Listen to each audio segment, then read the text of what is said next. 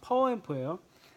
지금 이 파워앰프만 하더라도 가벼운 편인데 옛날에는 파워앰프가 굉장히 무거웠어요. 혼자서 되게 힘들 정도로. 나중에 저희 창고에 옛날 모델이 있는데 그건 진짜 되게 힘들고 요즘 나오는 거는 이거보다도 훨씬 더 가볍게 잘 나옵니다. 파워앰프랑 스피커랑 했을 때 그 앰프 매칭이라는 게 있어요. 그 어떤 거냐면은 그 파워앰프 보면은 출력이라는 게 있잖아요. 여기 보면은 출력이 얼마나 나와 있지?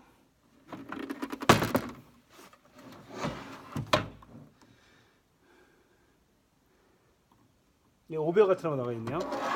그 스피커랑 파워앰프랑 봤을 때 앰프 매칭 기준은 보통 그 파워앰프가 스피커보다 1.5배에서 2배 이상 되면 좋다라고 얘기를 해요. 왜 앰프 매칭이라는 얘기가 나오느냐? 딱 이렇게 생각하면 돼요. 내가 마티즈를 타고 있어 라고 했을 때 마티즈는 몇 인승이에요? 4인승이에요? 5인승 아닌가? 마티즈가? 파티 4인승. 아 4인승이에요? 좁잖아요.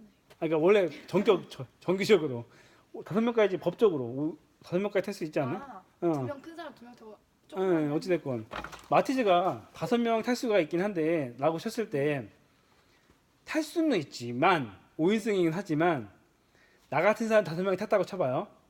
그러면 굴러가긴 할까요? 네. 굴러는 가겠죠. 근데 언덕 같은 거 올라가게 되면 힘이 들겠죠. 예, 네. 예, 그쵸? 제 차가 지금 소렌토인데 이번에 어디 여행 가려고 지금 사람들끼리 뭐 차를 어떻게 할까 막 하고 있는데 제 차가 소렌토라 이게 7인승이긴 해요. 7인승이긴 한데 뒤에 두 개를 약간 짐칸 쓰고 해가지고 5인승으로 주로 쓰고 있어요. 근데 거기에다가 5인승이긴 한데 5명이 타면은 타기는 타는데 서로 불편할 수가 있기 때문에 4명 정도가 적당하지 않을까라고 얘기를 해요. 그게 보통 앰프 매칭인 거죠. 7인승이긴 하지만 4명 정도 타는 게 서로 편한 거라고 생각하면 편하죠. 그럼 반대로 그러면 그렇게 따지면은 앰프가 크면 클수록 좋겠네요 라고 말하면 당연해요. 앰프가 크면 클수록 굉장히 안정적이에요.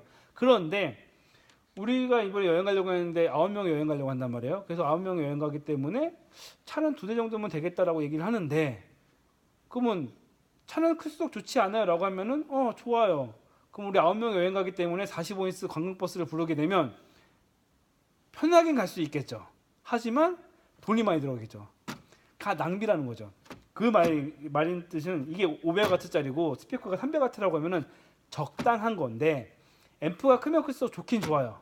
그렇지만 앰프가 크면 클수록 좋긴 좋은데 그만큼 낭비가 되는 거고 반대로 이게 500W인데 스피커 1000W짜리를 구리려고 그러면 가긴 가죠. 예를 들어서 법적인 걸 따지고 떠나서 가끔가다 기네스 보면 작은 차에 사람 몇 명이나 들어갈 수 있을까 뭐 이런 거 하는 거 있잖아요. 내가 마티즈에 나 같은 사람 8명이 탈 수가 있겠죠. 낑겨 타면. 하지만 그렇게 되면 굉장히 무리가 가겠죠. 뭐 평지는 달릴 수 있다 치더라도 언덕 달리기 굉장히 힘들어지겠죠. 그렇게 생각하시면 돼요. 앰프 매칭의 원리는 앰프가 스피커보다 약간 출력이 높으면 좋다는 거죠. 적정 수준을 찾는 게 1.5에서 2배 정도 되면은 적정 수준으로 찾아요. 그거는 뭐냐면은 스피커의 출력이 300이라고 했을 때 이게 지금 500이니까 스피커 출력이 300이라고 했을 때 300을 충분하게 쓰고 중간중간 댐핑이나 이런 것들 그러니까 좀 큰 소리를 낼 때 순간적으로 가속이 되니까 적당한 건데 이게 너무 크면은 낭비고 너무 딱 맞으면은 버겁고 그 차이라고 생각하면 돼요. 왜 굳이 앰프 매칭 얘기가 나오나요? 물론 처음에 만약 고정된 그 교회나 처음에 설치할 때부터 앰프 매칭을 해가지고 설치를 하면은 별 문제는 없는데 문제는 나중에 렌탈이나 이런 거 할 때 나중에 쪼개서 쓸 때 분리해서 쓸 때 이거랑 막 조합하다 보니까 앰프 매칭을 제대로 안 하면은 출력이 떨어지게 되는 거죠. 그래서 항상 제품 같은 경우 스펙을 생각을 해봐야 됩니다. 앰프 매칭은 대충 그렇게 이해를 하면 되겠고요.